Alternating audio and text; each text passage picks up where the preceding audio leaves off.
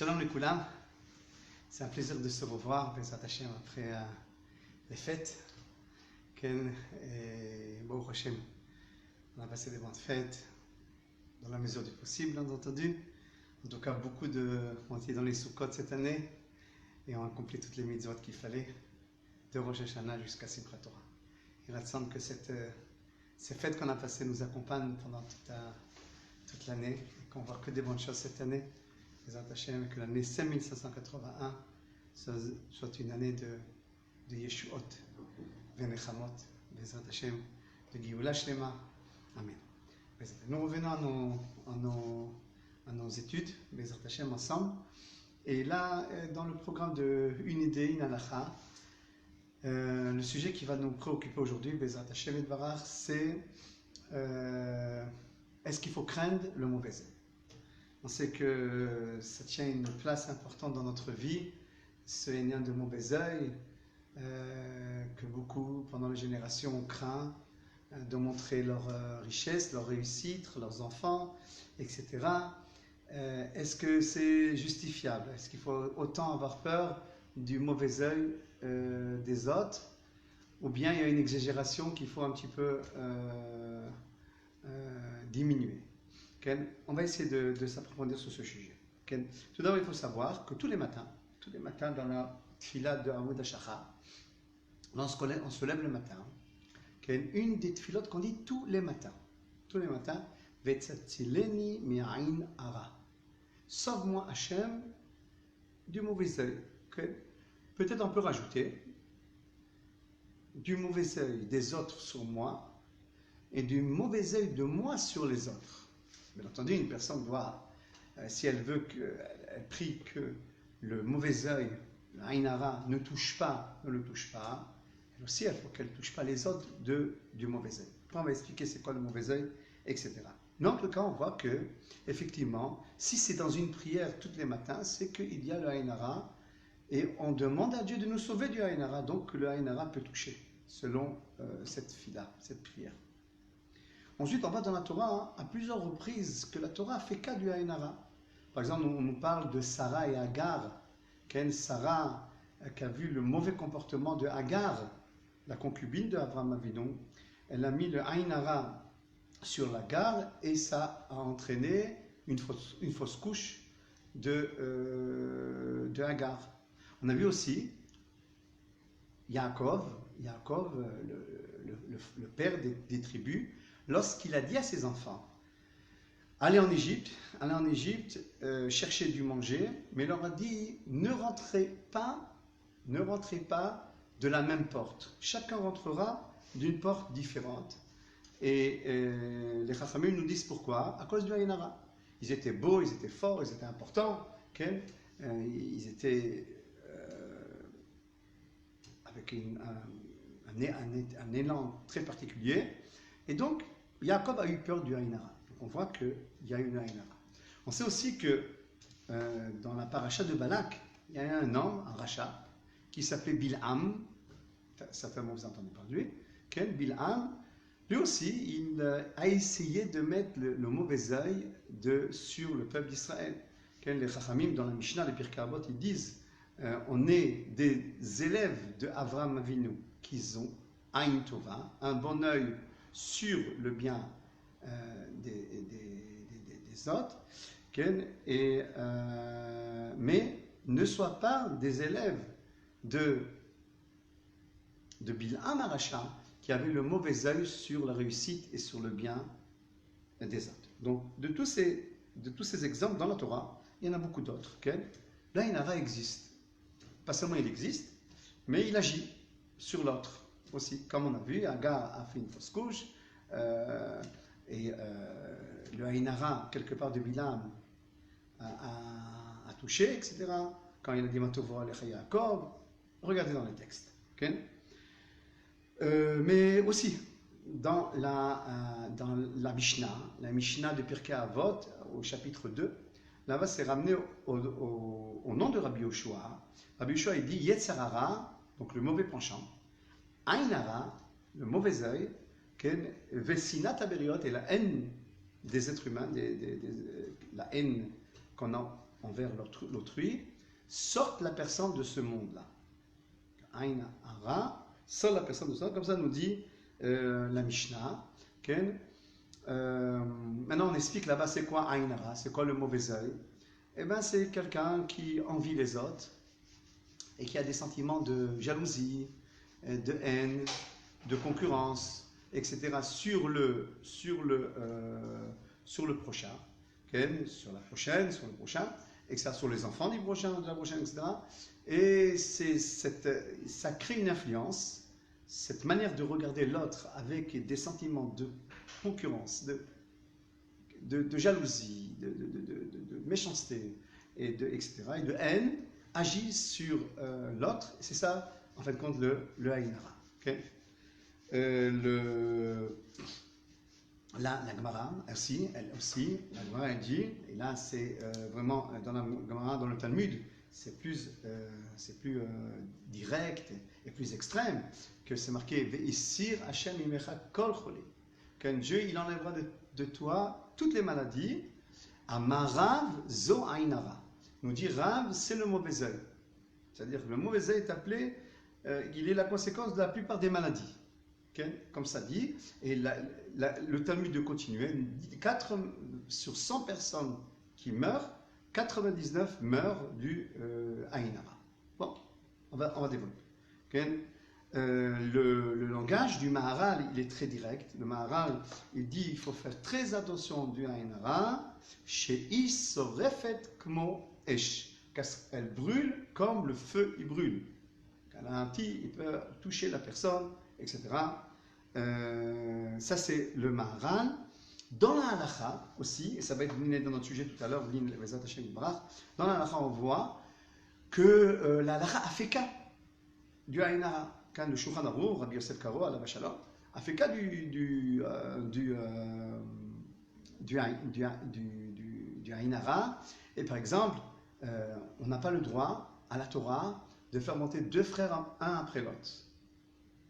Ou bien un père et son fils, le fils ou le père, etc.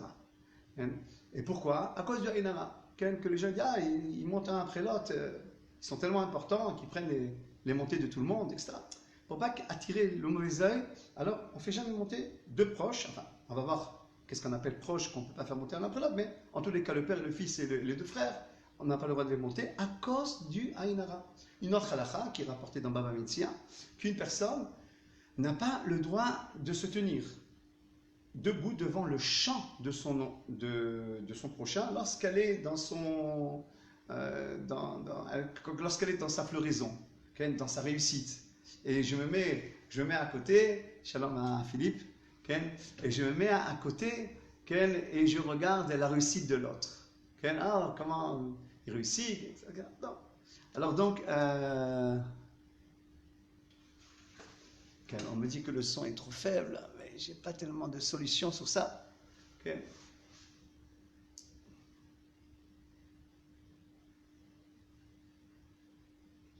Bon, je vais essayer de parler un peu plus fort. Be'ezrat Hashem, Be'ezrat Hashem.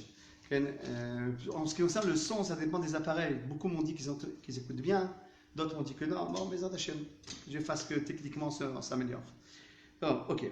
Alors, le Rav Ovadia Yosef, alav shalom, que Saïdoula, c'est Be'ezrat Hashem la semaine prochaine, avec l'aide de Dieu. Alors, il dit que le Aïn Hara, c'est pas seulement le Aïn Hara de ceux qui te haïssent, c'est aussi les gens qui te haïssent, ils mettent sur toi l'œil. Pourquoi lui et pas moi? Mais le Aïn Hara, ça peut être aussi le Aïn Hara, le Aïn Hara de gens qui t'aiment. Et il amène un exemple dans la Gemara, des gens qui t'aiment, mais qui en font trop. Le tzaddik, la lumière du monde, etc., etc. Ça peut aussi entraîner quelque chose qui a touché. C'est une sorte de Aïn Hara. Malgré que la personne qui glorifie l'autre, elle veut son bien, elle a son intérêt, mais n'en fais pas trop. N'en fais pas trop. Okay? Les Chachamim, ils disent qu'on veut donner les éloges sur quelqu'un, devant lui, on imite les éloges. Okay? Le Rav Ovadia Yosef dit ça peut entraîner un certain Aïn Hara. Okay? Sur ce Aïn Hara. Ok. Maintenant, la question. est-il possible que mon sort, il est décidé par l'autre? C'est une question. C'est une question très forte. Je pense, en tout cas. La personne, Réhouven et Shimon. Réhouven fait le Aïn Hara sur Shimon. Shimon, il est touché, comme on a vu, les exemples d'Agmara et comme les prières qu'on fait tous les matins. Mais comment est-il possible que Réhouven, en faisant le Aïn Hara, le mauvais œil, sur Shimon, il peut toucher Shimon? Quoi, le sort de Shimon, il est par rapport à Réhouven, le sort des hommes, il est par rapport à Dieu. Comment les hommes peuvent décider le sort des autres? C'est une grande question, à mon humble avis. Alors on va essayer de répondre avec l'aide de Dieu. Et on va expliquer c'est quoi comment le Aïn Hara il touche. À quelle mesure il touche? Tout d'abord, le Aïn Hara peut être considéré comme une insulte. Peut entraîner une insulte, comme on a vu chez Bilham, qui a essayé d'insulter le peuple d'Israël. Il est devenu aveugle, et seront aveugles tous ceux qui essaient d'insulter le peuple d'Israël et la réussite du Israël, et surtout qui marchent ce peuple-là vers sa Géoula, Bimra Biameno Amen. Okay? Il y a un autre point qui est important. C'est que il y a qui disent que l'Aïn Hara, c'est une contestation de la personne qui fait Aïn Hara sur l'autre. Pourquoi lui et pas moi? Pourquoi lui réussit? Une belle femme, des beaux enfants, une belle affaire, tout va bien, tout va bien. On pose une question, je vais essayer de répondre. Avant de est-ce qu'un goy peut transmettre le Aïn Hara? En général, non, à moins qu'il soit grand comme Bilham. En général, le Aïn Hara, il peut, comme on va le voir tout à l'heure, il est transmis par des gens qui ont des forces très particulières. Et le Ham Israël, il a des forces très particulières. Plus les forces sont petites, plus l'Aïn Hara il est petit, donc il peut entraîner un petit Aïn Hara, mais pas un grand Aïn Hara. Et pourquoi Bilham, lui, il a réussi? Parce que Dieu lui a donné des forces. Dieu lui a des forces pour que les Goïms sachent qu'ils ont eu aussi des grands prophètes. Je continue. En tous les cas, lorsque Réhouven fait sur Shimon l'Aïn Hara, je donne deux exemples, Réhouven et Shimon, c'est un cas qui n'a pas existé, mais Réhouven et Shimon, il dit en sorte à Dieu, pourquoi lui et pas moi? Alors comme si que dans le ciel, on ouvre le dossier de Shimon, effectivement, pourquoi il réussit plus que l'autre? Donc il ouvre le dossier de Shimon devant Dieu. Et Dieu, et en haut dans le ciel, on ouvre le dossier pour examiner est-ce que vraiment il mérite autant. Il y a qui dit c'est ça le Aïn Hara. Le Aïn Hara, je fais en sorte de éveiller le jugement sur l'autre. Réveiller le jugement sur l'autre. Ça, c'est une possibilité. Et donc, de ce fait-là, ça répond un peu à notre question de tout à l'heure, que c'est Dieu qui décide. Mais c'est qui a entraîné cette chose-là, qu'on ouvre le dossier? C'est Réhouven sur Shimon. Ça, c'est une manière de comprendre. Le Razonish, il dit quelque chose de magnifique. Le Razonish, il dit les relations entre les hommes, ce ne sont pas des relations de parole. À ce moment-là, je vous parle, on crée une relation entre moi et vous, et je suis très content de cela. Okay? Et on crée des relations en se donnant la main. Bon, aujourd'hui, avec le Corona, on se donne moins la main, malheureusement, mais on se redonnera la main bientôt. Okay? Mais aussi, dit le Razonish, il y a des mondes cachés, comme le monde de la pensée qui est caché, que lui aussi, il agit. Ça a été prouvé scientifiquement. Okay? Il y a des tests qui ont été faits que l'œil de la personne peut provoquer un changement dans ce qui est autour d'elle. Il dit comme ça, le raisonner. Je vous dis que c'est un raisonnement un peu difficile. Il dit comme ça, qu'il y a d'un même archafton, car un homme dans sa pensée, il peut créer des influences cachées dans le monde, dans notre monde, moi. Il dit comme ça, mais si dans le ciel, on n'a pas décidé que la personne doit être touchée, elle ne sera pas touchée du Aïn Hara. Mais si on a décidé qu'une xéra doit venir sur cette personne, sur Shimon, dans ce cas-là, on va dire, Ok. Alors à ce moment-là, qui c'est qui ouvre le dossier que la Xéra doit venir? C'est Réhouven. Mais on parle d'une personne que de toutes les manières elle doit être punie. Mais qui va être celui qui va causer la punition sur Shimon? C'est Réhouven qui lui a fait le Aïn Hara. Mais si on n'a rien décidé dans le ciel sur Shimon, dit le Chazon Ish, aucun Aïn Hara peut le toucher. C'est comme une voiture. Quelqu'un doit mourir aujourd'hui, dans un accident de voiture. Alors, il doit être renversé. Qui va le faire? Alors, dans le ciel, on a décidé que c'est Réhouven qui va écraser Shimon. Mais Shimon doit être écrasé. Mais ce qui a ouvert le dossier, c'est Réhouven. Il dit le Chazon Ish la même chose. Si Shimon doit être de toutes les manières touché, mais qui va ouvrir le dossier, il va déclencher la Xéra, qui doit être de toutes les manières, c'est Réhouven, avec son Aïn Hara. Comme ça explique le Chazon Ish.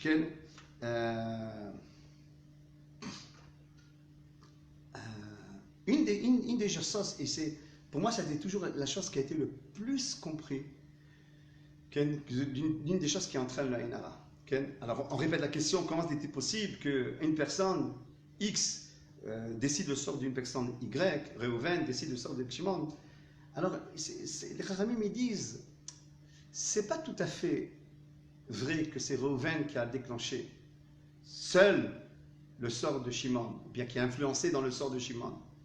Mais si Shimon, il aurait été humble, discret, il n'aurait pas eu un Aïn Hara. Alors, qui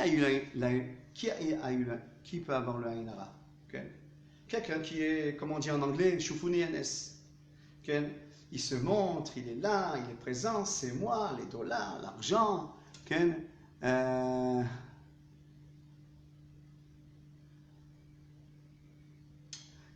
Alors, tu ne peux pas être discret, tu es obligé de klaxonner pour montrer ta nouvelle Ferrari. Tu es obligé de te montrer devant tout le monde. Vous savez que dans notre période de Corona, que Dieu nous enlève cette maladie-là, dans notre période de Corona, je fais des mariages. Il y a des mariages qui se passent. Baruch Hashem. Et à chaque mariage que j'ai en Corona, on ne peut pas beaucoup de monde, 30, 40 personnes. Je dis, Khatan Kala, Yiratsan, je leur dis que toute votre vie soit pudique, soit discrète comme maintenant. On a besoin 100, 200, 300, 400 personnes. Regardez la Kala, comme elle est belle, comme elle est le mari, le costume, et tout le monde voit que le Khatan il met la Inouma sur la Kala. Bon, c'est bien, c'est un charme, c'est important, etc. Mais peut-être ça attire quelque chose. Peut-être ça attire.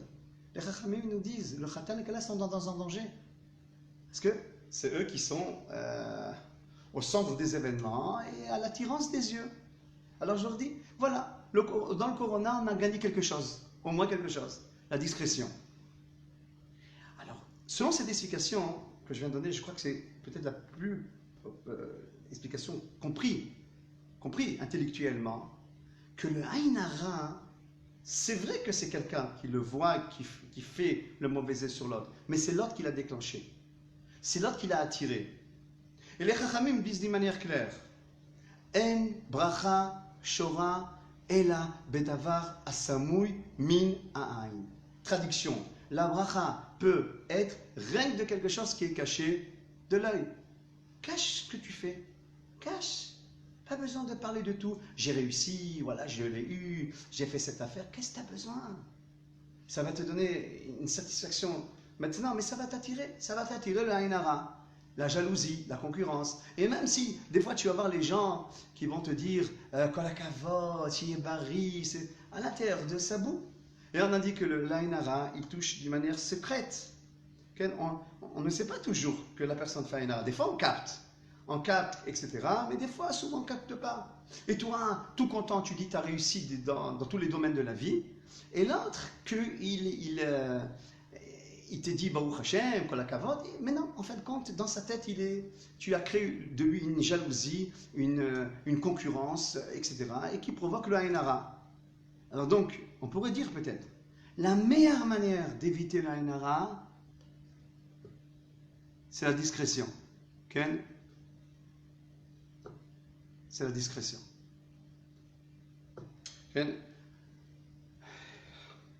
Ok, ça c'est cette raison. Maintenant le Rav Kook il dit un point important, un point profond, à sa manière de nous faire descendre tout à la rationalité.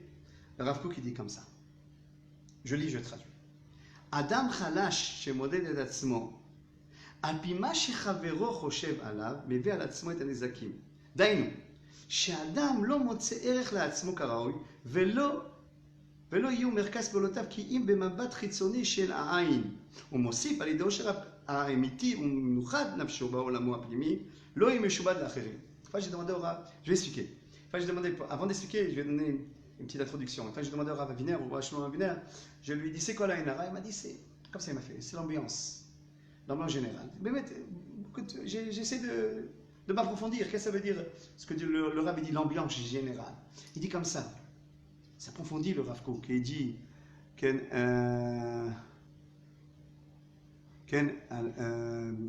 le Rav Kook s'approfondir et il dit que lorsque tu ne te considères pas, et toute ta considération, tu le tiens des autres, ce qui vaut dire les autres, c'est ce qui est ta vie. Aujourd'hui, malheureusement,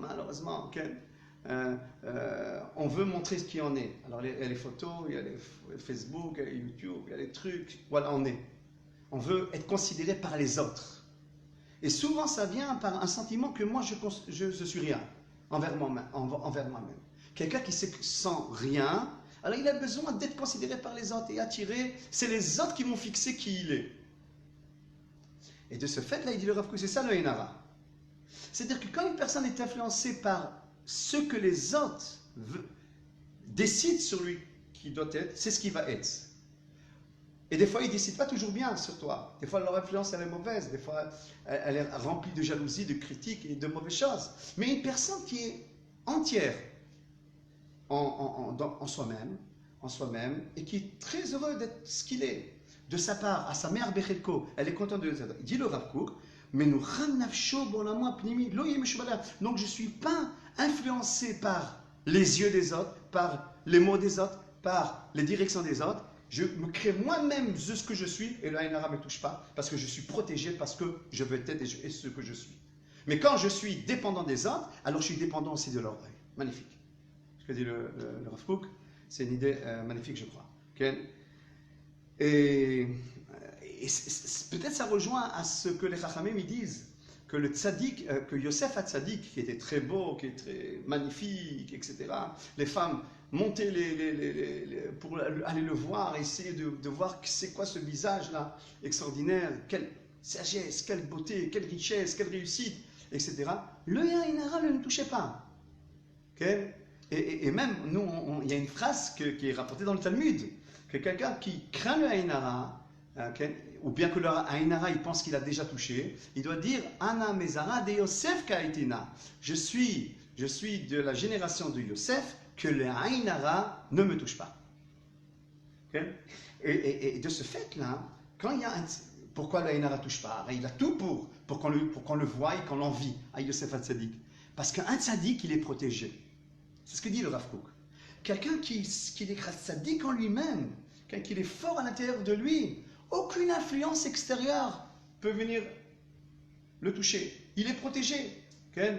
Comment on dit dans Yosef Beseterion, Ki malacha vetzavelach, lishmocha bechol derachecha. Car Dieu, il enverra des anges qui te protégeront de tout essentiel. Quelques questions. Okay? Il y a peut-être des questions. Qu'est-ce qu'ils disent là? Des fois, on ne peut pas cacher une réussite. Alors, oui, c'est vrai. Des fois, on ne peut pas cacher une réussite. Ce qu'on ne peut pas cacher, le Inara ne touche pas. Il y a des choses naturelles qu'on ne peut pas cacher. Elle est enceinte. Son ventre est grand. Elle ne peut pas cacher que son ventre est grand. Okay? Alors, on dit que le Inara ne touche pas ce qui est normal, ce qui est naturel dans la vie. Okay? Mais qu'est-ce qui est trop montré? Alors maintenant que je suis obligé de dire que j'ai une réussite pour me présenter dans des travaux, pour me faire connaître, le Inara, il ne touche pas. Mais même avec ça que tu es obligé de dire, okay, n'exagère pas non plus. Dis vraiment ce que tu as besoin de dire. Si c'est par exemple, professionnellement, tu es obligé de dire, voilà, maintenant j'ai mes diplômes de médecine et je suis obligé de me présenter en tant que médecin, à qui tu dois le dire? Tu ne dois pas le dire au monde entier, tu dois le dire à ceux qui sont concernés de savoir. Tes proches, c'est bien qu'ils ont un fils qui a réussi. Et aussi, quand tu vas te présenter dans des boîtes de travail, dans les endroits qui vont t'embaucher, etc., tu dois dire exactement. Comme on doit dire, on doit dire. Okay? Mais le Aïn Hara, il touche qu'on en fait trop. On en fait de trop. Okay? Ça, c'est cette question. On me pose une question. Okay?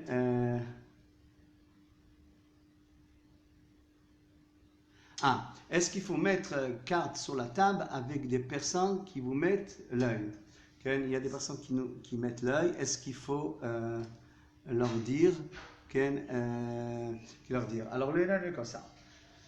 Il faut faire attention comment leur dire ça, parce que ça vexe. Ça vexe. Ça vexe. Ça risque de vexer. Oui, je sais que tu me mets l'Aïn Hara. Et deux, c'est pas sûr qu'il a fait l'Aïn Hara. C'est pas sûr. Des fois, on accuse des gens de nous avoir fait le Aïn Hara, mais ils ne nous ont pas fait le Aïn Hara, mais on pense que c'est eux. Toujours, ils posent des questions sur ma réussite, etc. etc. Alors, le conseil des Chachamim, au lieu de maintenant aller l'attaquer, lui dire ça suffit de me voir avec de mauvais œil, ne le fréquente pas. Si tu crois vraiment, tu es sûr que cette personne-là a été fait le Aïn Hara, ne le fréquente pas. Mets-toi de côté. Mets-toi sans toucher la personne. Pas besoin de la toucher. C'est pas sûr qu'elle te met l'Aïn Hara.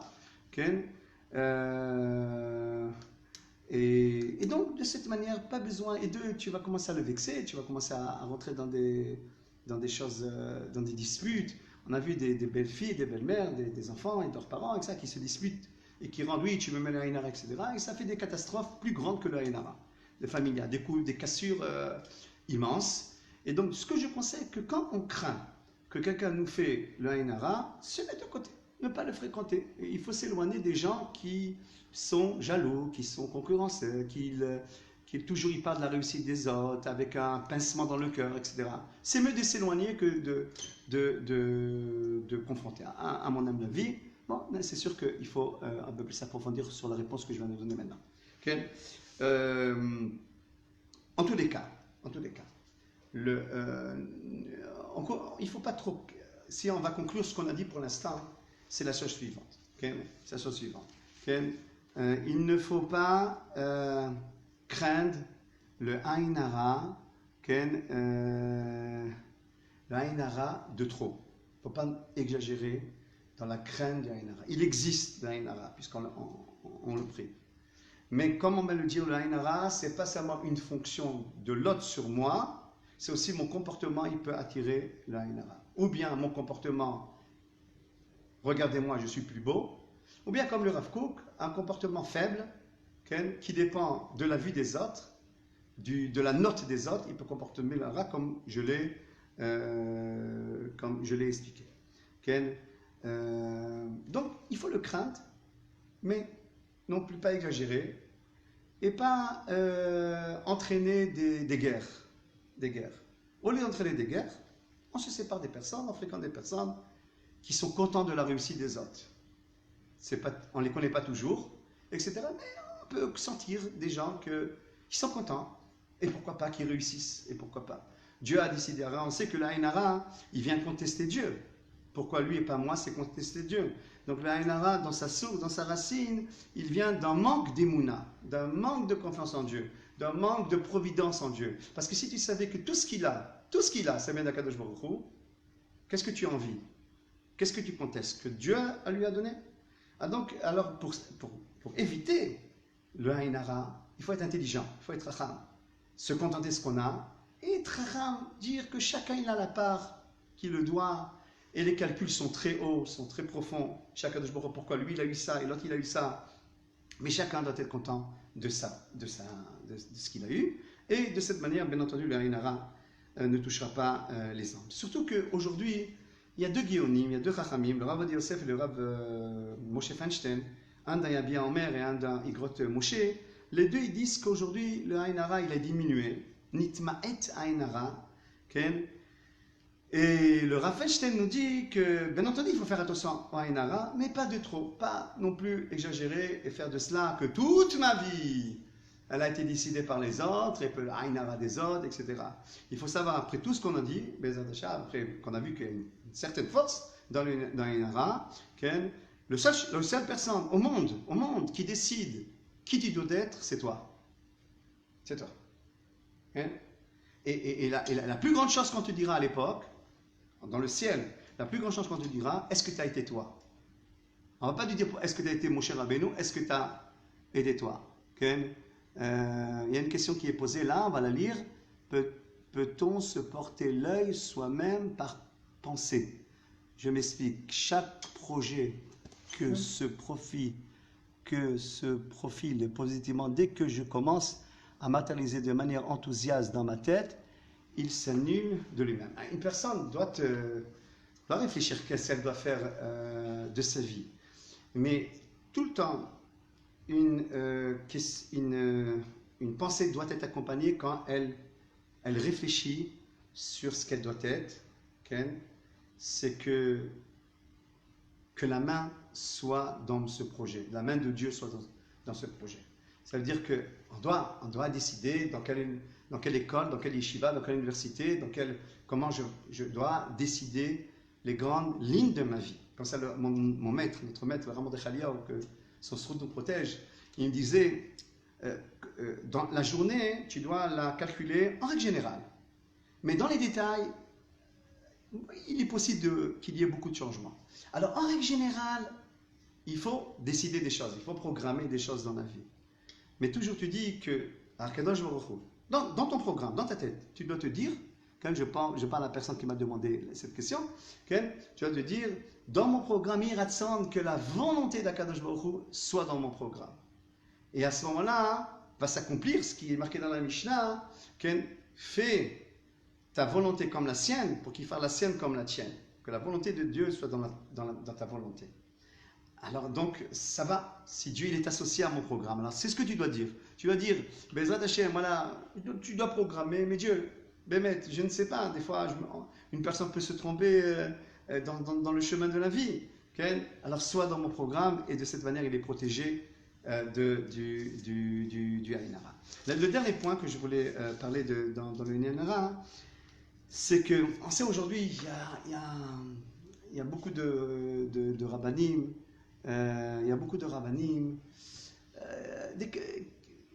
des kabbalistes, vrais, faux. C'est un autre sujet. On en a parlé déjà dans un des cours dans YouTube de qu'est-ce qu'on appelle un vrai kabbaliste. On ne va pas revenir sur tout ce qu'on a dit. Mais il y a des kabbalistes qui savent enlever le Ainara dès qu'il a touché la personne. Des vrais kabbalistes. Okay?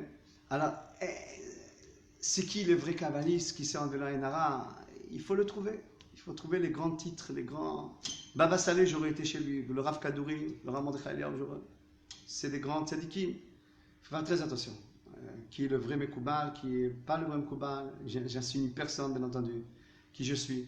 Mais il faut faire très attention. Il faut, avant de consulter quelqu'un qui enlève la Ainara, est-ce qu'il est vraiment un vrai tzadik? Ou c'est l'argent qui l'intéresse? Ou c'est un vrai tzadik? Ou bien non? Ou bien c'est quelqu'un de pas droit? Faites attention à cela. Si c'est le faire, pourquoi on dit avec du plomb? On peut enlever avec du plomb. Je connaissais un des élèves du Rambam de Chaliah qui faisait cela jusqu'à aujourd'hui. Le Rambam de Chaliah, je vais vous montrer quelque chose, je me lève une seconde.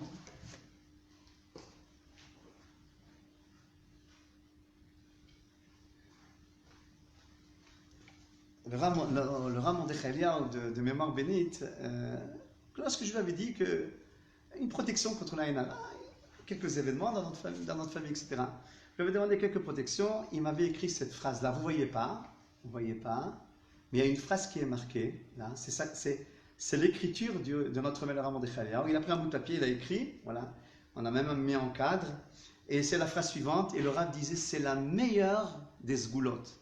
Alors vous pouvez la marquer, quelqu'un qui croit qu'il a été touché par le Ainara, etc., ou qui veut se protéger de l'Ainara, c'est la phrase suivante, Ana mezara de Yosef, je traduis, je suis de la racine de Yosef, Katena, je viens, de la Shalter Be'ainit Bisha, que le Ainara ne touche pas.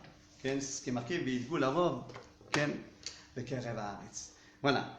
En tous les cas, nous, on est les élèves de qui? Pas de Bilam, on est les élèves de Avraham Avinu, qui ont Ain Tova, qui ont le bon œil. On est content de la réussite des autres. On est content que chacun réussisse dans son domaine. Pourquoi pas? L'âme Israël, il n'a pas assez souffert 2000 ans pour qu'il mérite maintenant de réussir. Chacun a son compte avec Dieu, chacun a son histoire. Ne rentrez pas dans les histoires des autres. Et si vous croyez que vous faites le mauvais œil sur l'autre, et comme on a vu, ça peut le toucher, comme on a vu longuement maintenant, alors faites un travail en soi-même, on essaie d'enlever à une source. Le Ain Hara, la première racine, c'est la jalousie, c'est la concurrence, c'est pourquoi lui et pas moi, c'est la colère, c'est la haine. La racine la plus profonde, c'est un manque d'émouna que Dieu dirige le monde. Alors que Dieu nous éclaire, que la Ain Hara ne touche personne, ni l'individu, ni l'âme Israël, Bezat Hashem, et que Dieu nous protège à tous. Voilà. Ça, c'est le côté idée. Maintenant, je vais dire une halakha rapidement. On a dit qu'on dit une idée, une halakha. Alors, c'est une halakha qui concerne le Ain Hara, justement, sur notre sujet. Il y a quelque chose à Simchat Torah qui s'est passé, que deux frères sont montés l'un après l'autre à la Torah. Et quand le deuxième il est monté, le deuxième frère, il est monté à la Torah, un après l'autre, on sait qu'il y a un problème. Le Shulchan Aruch dit à cause du Ain Hara. Quand le deuxième frère, on m'a dit, ils sont frères, ne fais pas monter le deuxième, il était déjà monté. Alors, bien entendu, s'il est déjà monté, on ne le fait pas descendre. Mais les quatre îlas, le gabaï, le responsable, démonté, il doit faire attention de ne pas faire monter deux frères l'un après l'autre. Un père et un fils non plus. Ne montrent pas l'un après l'autre. Le fils et le père et le fils ne montrent pas l'un après l'autre. Le petit-fils et le grand-père ne montrent pas l'un après l'autre que lorsque c'est le petit-fils, mais seulement si c'est le fils, c'est son grand-père du côté de sa mère, il peut monter. Le petit-fils et le grand-père du côté de sa mère, il peut monter. Le petit-fils et son grand-père du côté de son père, il ne peut pas monter. Regardez la nuance. Un beau-fils et un beau-père peuvent monter l'un après l'autre. Deux beaux-frères peuvent monter l'un après l'autre. Maintenant, si on a déjà appelé, on a dit que si on a appelé mais il ne s'est pas encore levé, si on a appelé de son nom, qui reste à sa place, si on n'a pas appelé de son nom, qui monte, mais si il est déjà monté, même si on a appelé de son nom, s'il est déjà sur la teva, on ne lui dit pas redescendre, c'est une honte qu'une personne elle descend. Mais ce qu'on peut faire, si on veut monter un proche, par exemple, il y a une Brit Mila, et il y a une Brit Mila, disons c'est lundi, jeudi, 3 montées ils sont possibles seulement. Il y a une Brit Mila, on fait monter, disons, le grand-père et le fils. Le grand-père et le fils, qui est son fils, bientôt il fait la Brit Mila. Alors qu'est-ce qu'on fait? On fait monter un entre les deux. Et de cette manière, il n'y a pas le Ain Hara qui touche sur les personnes de cette manière. Bien entendu, au gabaï d'être compétent et d'être prudent, de faire monter les gens, pas les proches un après l'autre, mais comme on l'a expliqué, de la manière qu'on a expliqué. Voilà, c'est une halakha dans le Shulchan Aruch. Il faut faire attention à la halakha, Bezat Hashem, que Dieu nous éclaire dans sa Sainte Torah et qu'il enlève cette maladie qui s'appelle le corona de nos foyers, du peuple d'Israël et du monde entier, et qu'on voit la lumière du Mashiach qui éclairera le monde, se dévoiler très bientôt. Shalom et Kula.